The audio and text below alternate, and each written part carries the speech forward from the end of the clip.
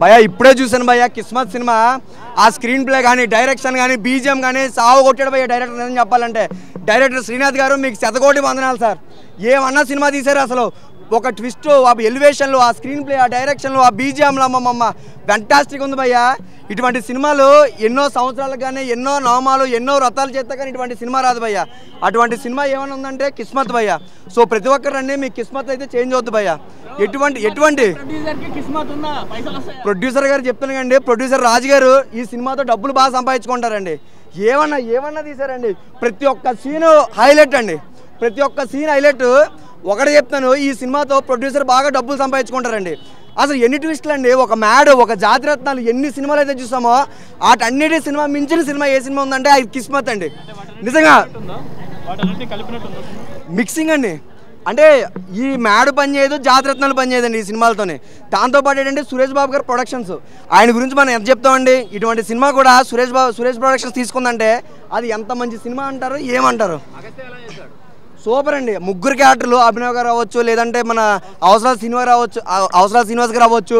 ప్రతి ఒక్కడు చించిపడదు ఇంకటండి సినిమా చెప్పాలంటే. సో ప్రతి ఒక్కరు రండి. ఇటువంటి సినిమాని ఎంటర్టైన్మెంట్, మంచి ఎంటర్టైన్మెంట్, నవ్వుకుంటారు, ఏడుతారు, ఒక మధ్యలో చిన్న ఎమోషన్ కూడా కలుపుతుంది. కామెడీ మాత్రం బాగా పండించాడు. సినిమాని అయితే చూడండి, మైండ్ అండి. అజయ్ ఘోష్ గారు మనం ఆల్రెడీ అతని ప్రీవియస్ మూవీస్ అయితే చూసామండి. ఆ సినిమాతో ఈ సినిమా పోల్చుకుంటే ఫ్యాంటాస్టిక్గా ఉంది. సో ప్రతి ఒక్కరు మళ్ళీ కోరుకున్నాను, కిస్మత్ సినిమా చూడండి, మీ కిస్మత్ మార్చుకుంటారండి డెఫినెట్లీ.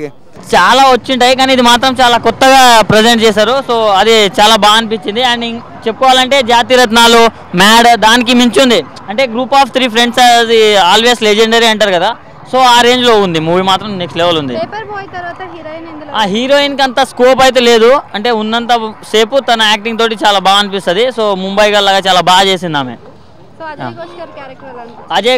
అజయ్ ఘోష్ గారు మన కొండారెడ్డి, పుష్పాలో కొండారెడ్డి ఎలా చేశాడో దానికి మించి పర్ఫార్మెన్స్ చేశారు. సో యాజ్ ఎమ్మెల్యేగా. సో ఓవరాల్గా చెప్పుకోవాలంటే మంచి ఫ్యామిలీ తోటి చూసి ఎంజాయ్ చేసే మూవీ. ఈ వీక్లో చాలా మూవీస్ రిలీజ్ ఉన్నాయి కానీ ఇది one of the best movie అని చెప్పుకోవచ్చు. అవసరాల శ్రీనివాస్ అవసరానికి మించి వాడాలని నేను అనుకుంటున్నా, కానీ బాగా చేశారు. కిస్మత్ అంటే తలరాత అని అర్థమైందన్న. అంటే తలరాతలో ఏం జరుగుతుందో అదే జరుగుతుంది. రాని వాటి కోసం ఆటపడవద్దు, ఉన్నదాన్ని ఉంచుకున్న మొత్తం వదిలేవద్దు అన్నట్టు ఉంది. కష్టాన్ని నమ్ముకోవాలన్న, తలరాతని నమ్ముకోవద్దు. హీరో అంటే 1, 2, 3, 3 హీరోలు ఉన్నారు కానా. సో అభినవ్ గారి కామెడీ మాత్రం చాలా బాగుంది.